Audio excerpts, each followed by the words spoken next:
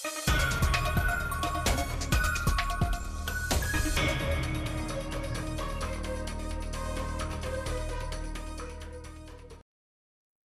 la une de l'actualité aujourd'hui, ce blocage de la CSTM qui n'en finit plus. Aujourd'hui, seul le réseau Mosaïque a été pris en otage.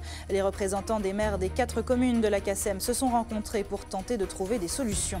Le quartier Frégate croule sous les sargasses au François. Aujourd'hui, une mission municipale a été diligentée afin de soulager les habitants, d'autant que les émanations d'hydrogène sulfuré y sont très importantes. C'est le mets le plus en vue du moment. Le crabe est de toutes les listes de courses, mais où le trouver et comment l'acheter? Nous avons fait le tour des ventes de crabes possibles. Enfin, après Mayotte et la Guadeloupe, il est en visite en Martinique. Le général Bertrand Soubelet, commandant de la gendarmerie des Outre-mer depuis septembre dernier, sera notre invité ce soir. Bonsoir à tous, très heureuse de vous accompagner pour cette heure d'information. On démarre tout de suite avec ce blocage de la CSTM qui continue. Aujourd'hui, la grève générale a délaissé les zones industrielles du Lamentin pour se concentrer sur les bus Mosaïque. Comme hier, des milliers de voyageurs se sont retrouvés à pied. Afin de trouver une solution, les représentants des maires des 4 communes de la CACEM se sont rencontrés au siège de la communauté d'agglomération ce matin. Une réunion à laquelle a assisté Céline Chalonneau. Dernier coup d'œil sur la presse. Pour ce deuxième jour de mobilisation, les militants de la CSTM ont concentré leurs forces devant le siège de la CACEM. Mais pour l'heure, c'est surtout une deuxième journée sans transport urbain sur les villes du Lamentin, Chelchia, Saint-Joseph et Fort-de-France. Je sors du François, j'arrive à Fort-de-France sans problème. Maintenant, je veux monter à l'Ermitage, pas de bus. Alors je vais y aller à pied. Je suis désolée, ils n'ont pas d'autres moyens pour avoir satisfaction, il faut la grève. Si les patrons ne prennent pas une décision, ils ont parfaitement raison. Il n'y a pas d'autres moyens de forcer. Il faut forcer la main des patrons un peu. Alors maintenant, les gens souffrent, il n'y a pas de bus, ils font ça qu'ils veulent. On ne trouve pas quelle que soit la personne qui peut dire lever le petit doigt pour les personnes âgées.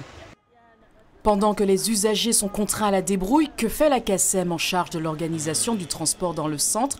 La collectivité a réuni ce matin les représentants des 4 communes concernées. Pour elle, difficile d'interférer dans des conflits sociaux internes aux entreprises délégataires. Si vraiment il y a un souci, il y a un conflit, logiquement, s'il y a un désaccord, il y a les prud'hommes pour ça, il y a la direction du travail. Nous sommes là pour le bon fonctionnement. Donc nous faisons notre mission de bons offices pour que les deux parties se rapprochent, pour permettre le règlement de ce conflit dans un bref délai. La Sotravom a sollicité par courrier l'intervention de l'association des médiateurs afin de régler le conflit qui l'oppose à la CSTM. Au centre du désaccord, rappelons-le, des licenciements contestés et la date de versement des salaires. Les élus de la CACEM espèrent une solution rapide. Nous ne pouvons pas présager du temps que cela va prendre, mais il est évident que la CACEM reste vigilante de façon à faire en sorte que l'issue soit trouvée le plus rapidement possible, sachant qu'à un moment, c'est-à-dire que dès demain, c'est l'association des médiateurs, compte tenu de son expertise, et après échange avec le coprésident de l'association des médiateurs, nous avons une confiance en leur engagement et leur détermination à faire en sorte que ce problème soit résolu le plus rapidement que possible. Dès demain, 2 médiateurs désignés vont tenter de ramener les parties à la table des discussions, même si la CSTM n'a pas encore donné son accord officiel. Toujours au chapitre social, en bref, notez que cela fait aujourd'hui 8 jours que les salariés de l'Office municipal des sports du Lamentin sont mobilisés. Hier, leur rencontre avec leur président et la direction du travail a été un échec. Selon le syndicat autonome des territoriaux de Martinique, la présidence refuse d'ouvrir les négociations. Les grévistes réclament l'application des accords signés et le paiement de leurs primes d'ancienneté de 2006 à 2010. Ils ont promis de durcir le mouvement si les négociations ne démarrent pas. Autre blocage, celui des plages. Depuis plusieurs mois, les sargasses ont colonisé le littoral et notamment du côté du Vauclin, du Robert et du François. Le François d'ailleurs, où le quartier Frégate Est est très impacté. Avec sa forme de cuve, la baie ne permet pas aux sargasses de glisser vers d'autres plages. Seule solution donc, le ramassage. Ce matin, les moyens ont été déployés pour évacuer les algues sous l'œil vigilant de la caméra de Julien Goudichaud et Elodie Toto. À l'approche du site Frégate Est 2 du François, l'équipe de la brigade du littoral freine la cadence. Ludovic le sait, la zone présente un risque. On n'arrive pas à avoir accès facilement sur la côte. Pour la navigation aussi, un petit peu, ça nous gêne. Ça abîme le rotor du moteur. Une nouvelle fois responsable, les sargasses. Le site est littéralement envahi à proximité d'une quinzaine d'habitations et les algues obstruent le canal d'évacuation d'eau pluviale.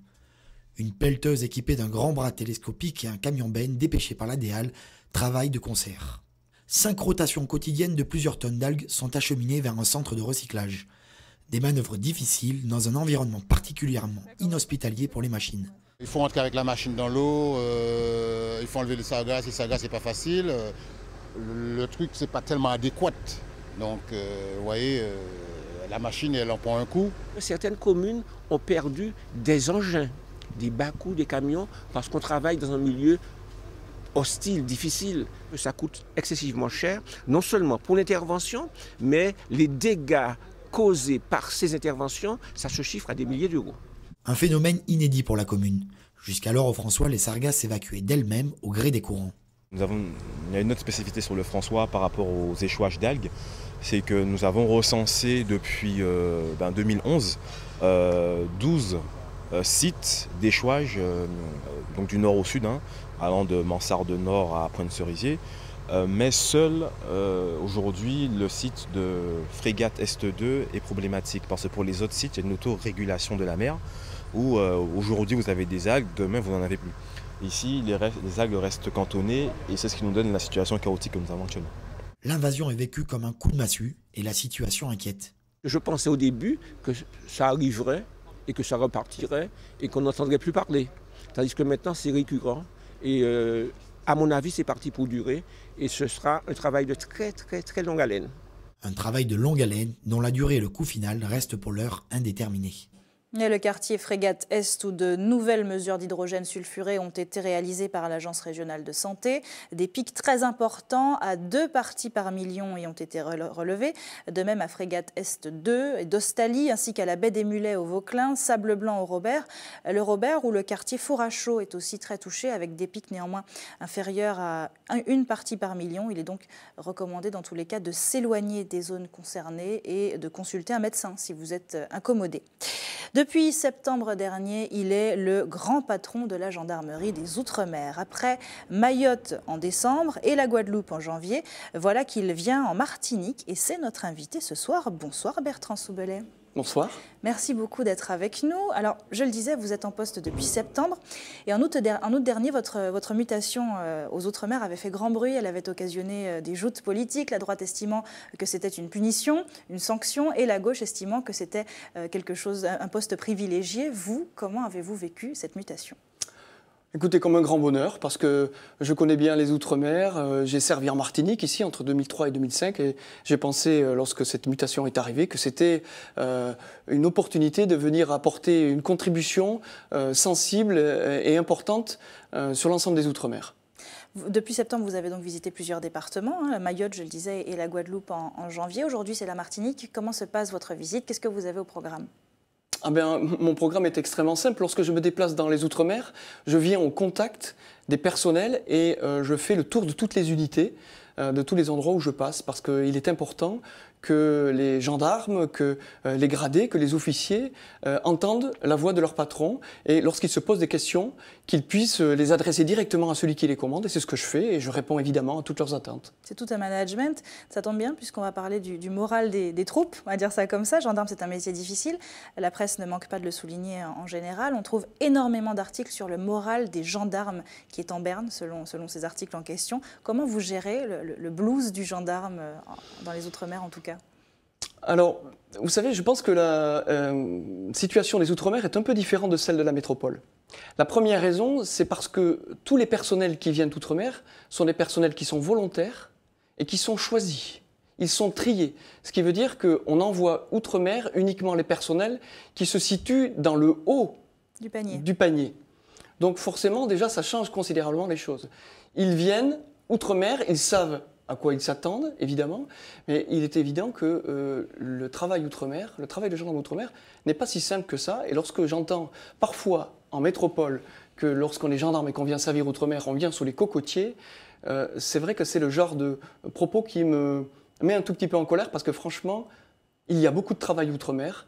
En revanche, ce que je peux dire, c'est que le moral des gendarmes outre-mer, je peux en témoigner puisque j'en ai rencontré presque des centaines depuis que je suis arrivé. Et j'ai trouvé des gens engagés, motivés, souriants et qui sont très heureux de servir à la Martinique. Alors mine de rien, il y a quand même effectivement une actualité assez lourde pour les gendarmes. On se souvient d'ailleurs il y a quelques semaines de ces 2 gendarmes renversés par des motards lors d'un contrôle routier. C'est un phénomène plutôt rare, mais est-ce que des mesures ont été prises pour réaffirmer l'autorité de la gendarmerie en Martinique? Alors Parce qu'on a un peu l'impression qu'on les défie tout le temps, que leur autorité est mise à mal finalement. Vous savez, je crois qu'il n'y a pas que l'autorité des gendarmes qui est mise à mal. C'est l'autorité en général. C'est dans les familles, à l'école, les gendarmes, un peu partout, même parfois les élus, dont l'autorité n'est plus reconnue parfois.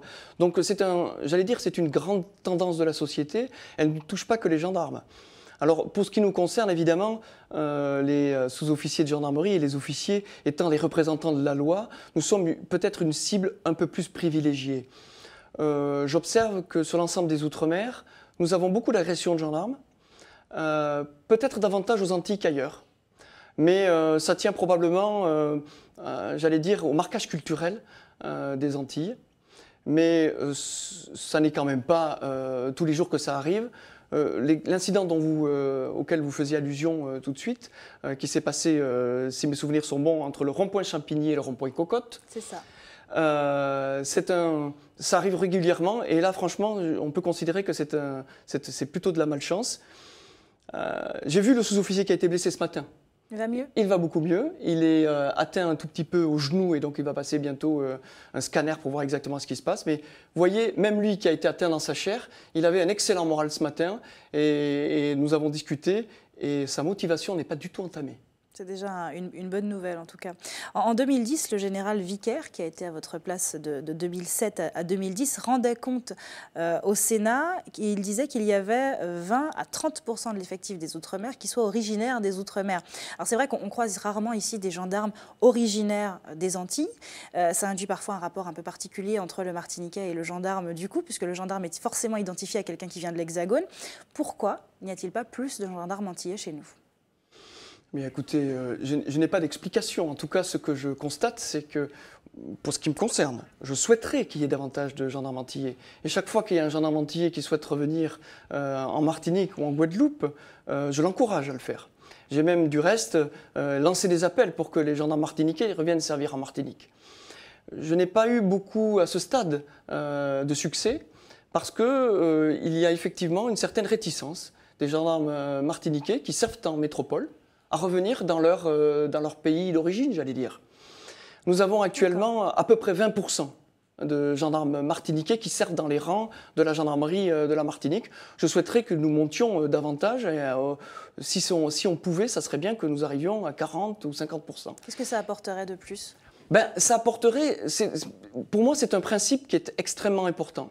Je souhaite que la gendarmerie, partout où elle exerce son autorité, ressemble au pays dans lequel elle travaille. Et donc forcément, il faut qu'il y ait des gendarmes martiniquais, parce que ça permet d'avoir un contact et d'avoir une connaissance de la société martiniquaise et de la culture martiniquaise qui permet évidemment d'avoir, à mon avis, une efficacité supplémentaire. Merci beaucoup, Général Soublet, d'avoir été avec nous ce soir. Merci. Merci à vous. Et puis bon séjour Merci. Parmi nous. Plus que quelques jours avant Pâques, vous mangerez peut-être du crabe d'ailleurs. En tout cas, dans les foyers, on ne jure que par ça, le crabe.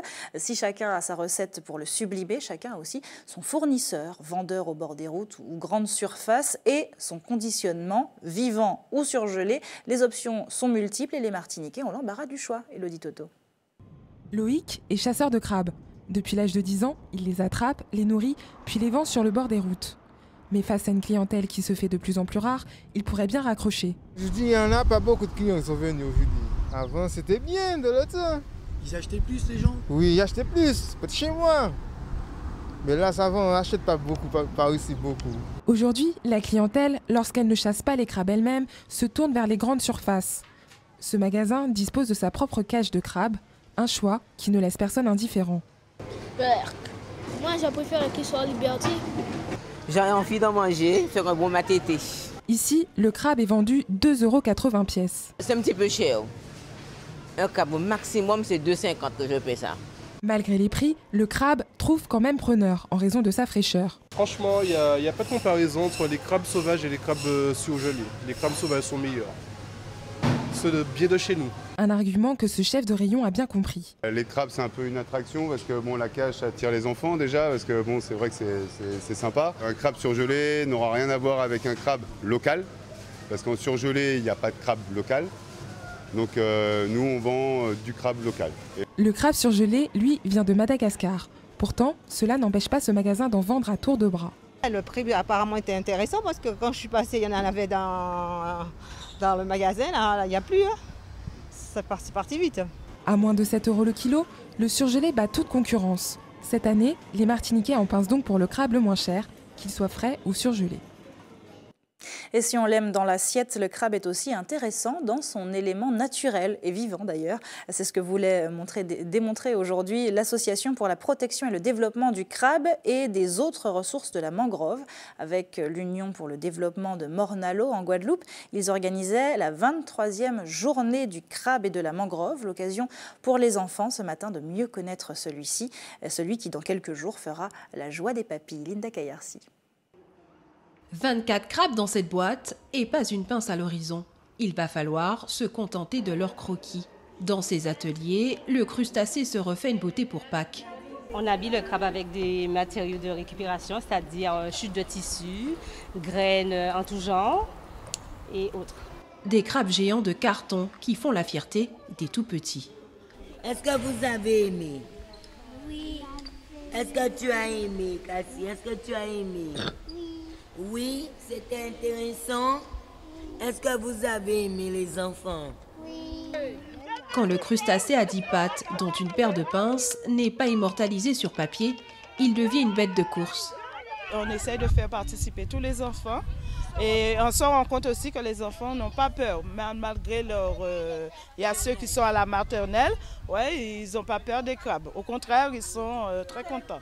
Le crabe, qui fait partie d'une biodiversité et d'un patrimoine culturel qu'il faut préserver. On veut introduire la notion d'espèces en danger ou menacées pour permettre aux enfants de découvrir leur planète. On ne fait pas que manger le crabe.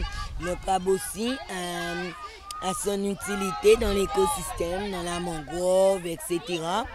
Cette année encore, les journées du crabe des enfants ont tenu toutes leurs promesses. Allez Zach, zig.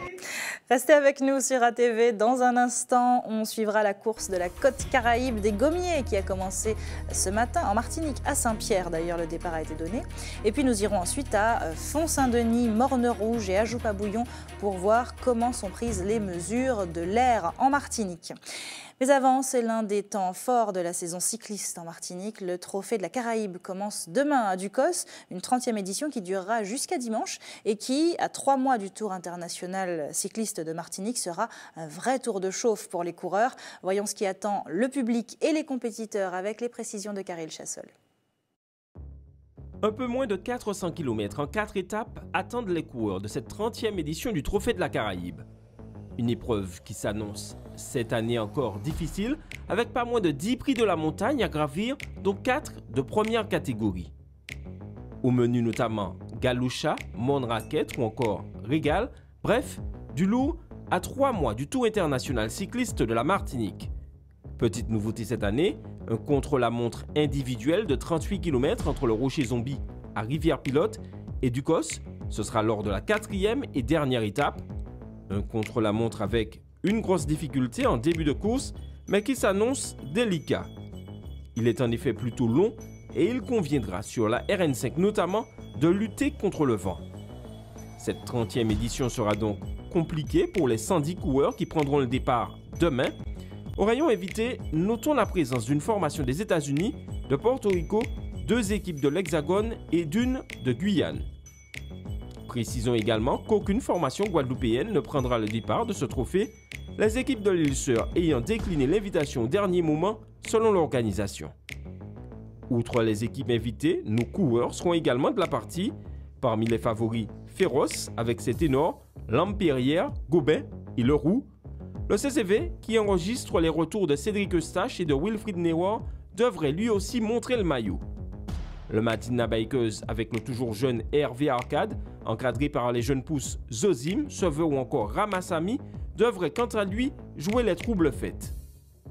L'APP, renforcée par Sévéné Julien, Ronald Gonzalez et Jonathan Salinas, sera, elle, la grande inconnue. Une compétition qui s'annonce intéressante avec de belles joutes en perspective. Dimanche soir, on connaîtra le successeur de Camille Chancrin du Madina Bikers, vainqueur de l'édition 2014 du Trophée de la Caraïbe. De la route au stade, il n'y a qu'un pas. Les jeunes rugbymen martiniquais en compétition dans l'Hexagone. Demain, 21 jeunes de l'équipe U12 du Good Luck partiront pour Tifour, à une vingtaine de kilomètres de Toulon. Le tournoi aura lieu dimanche. C'est la première fois qu'ils partent en voyage sportif. Un projet qu'il aura fallu 9 mois pour mettre sur pied et qui aura coûté pas moins de 28 000 €. L'occasion d'échanger avec d'autres équipes européennes pendant une semaine. Ce soir, vous le voyez, ils s'entraînaient pour une dernière fois avant de partir. Michelet François s'est rendu au Fort d'Ozay pour filmer leurs derniers essais et récolter quelques informations. Écoutez ces interviews. On est surtout très contents de partir faire un tournoi avec d'autres équipes. Et puis il y a aussi un petit peu de stress. Ça va être très intéressant puisque je pense que ce ne sera pas en Martinique qu'il y aura des équipes polonaises ou italiennes, voire même françaises, qui viendront en Martinique pour faire un tournoi. Donc ce sera très enrichissant pour nous. Et on essaie d'être premier aussi et de faire un beau tournoi. Les écoles de rugby en Martinique se structurent, se fédèrent, essayent de travailler dans le sens de ce jeu. Mais nous ne sommes que 5 écoles de rugby sur l'île, donc ça veut dire qu'on rencontre toujours les mêmes équipes, les mêmes adversaires.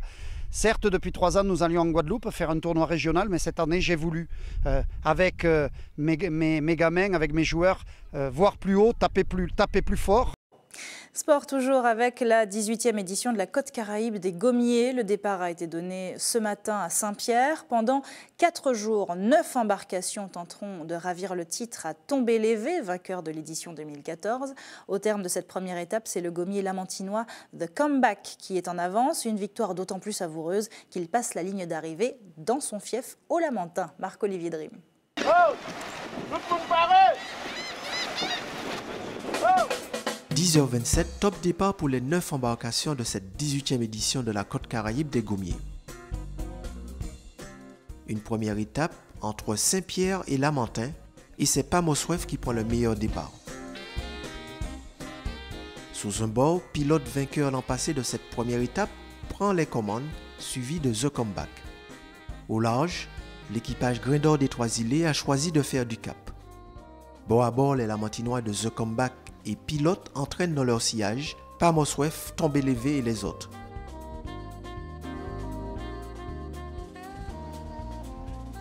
Au large du Carbet, Pamoswef reprend la tête suivi de près par Harley et Tombé-Lévé.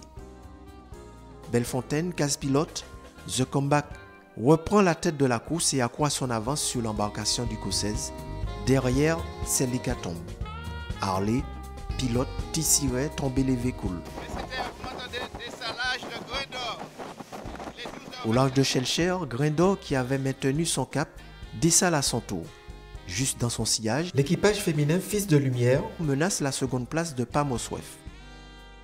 Un peu plus devant, l'embarcation du Lamentin coupe la bouée d'arrivée en 3h21.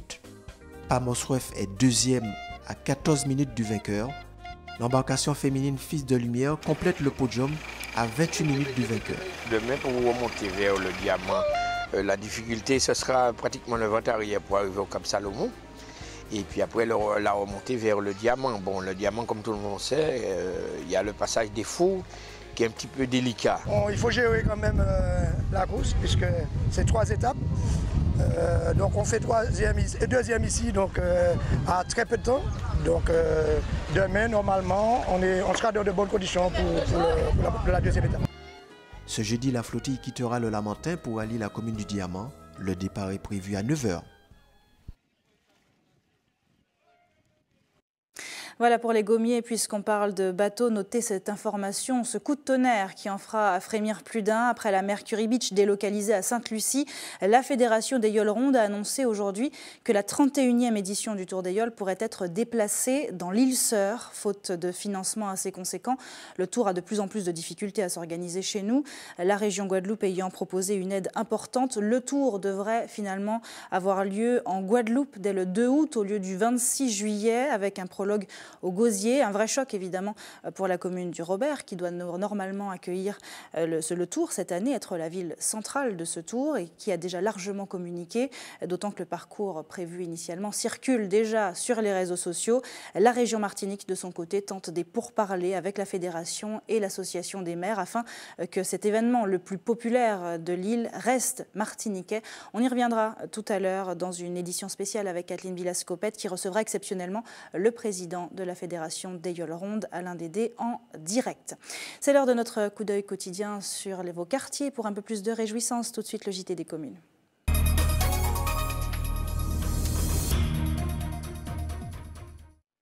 Allez, on respire. Le JT des communes commence avec une grande inspiration. Régulièrement, Madininer publie ses relevés de la qualité de l'air martiniquais, la preuve que ce que nous respirons fait l'objet de grandes attentions.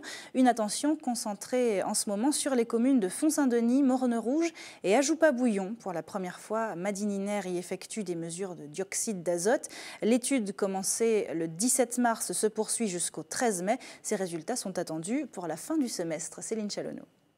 Ah ben Font-Saint-Denis, un petit hameau de paix, on respire très bien à Font-Saint-Denis. Pourquoi?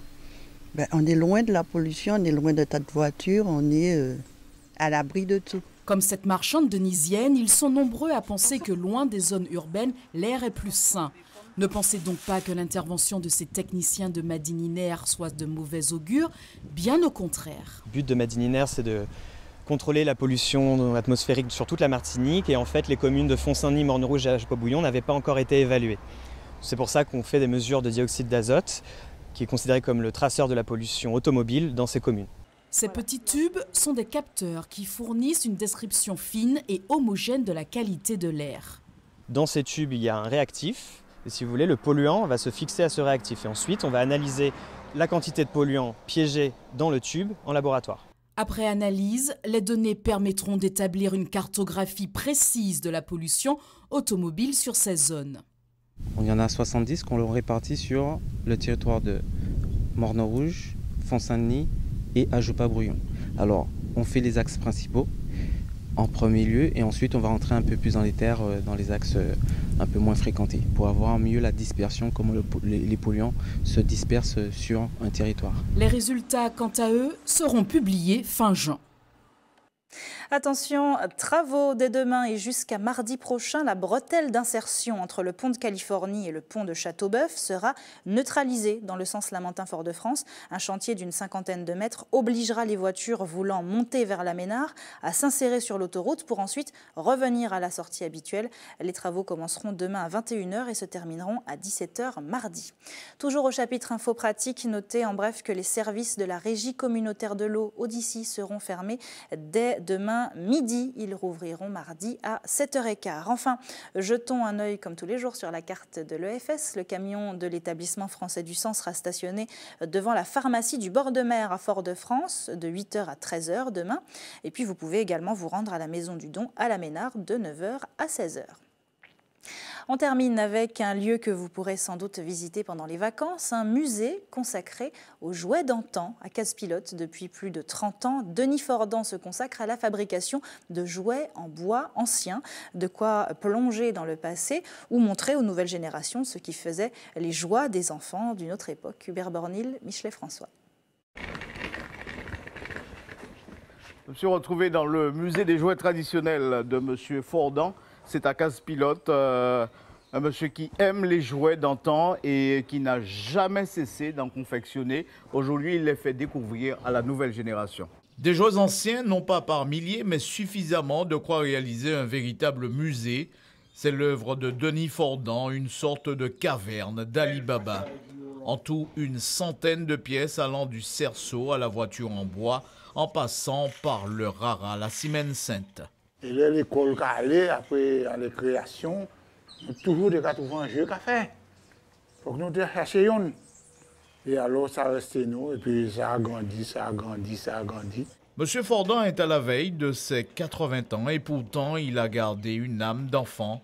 C'est encore le petit garçon qui très tôt s'est consacré à la réalisation de ses propres jouets. Dis combien d'années on a fait ça? Début année. En 1935. En temps la guerre, Amiral Aubert était dans la misère, alors c'était ça.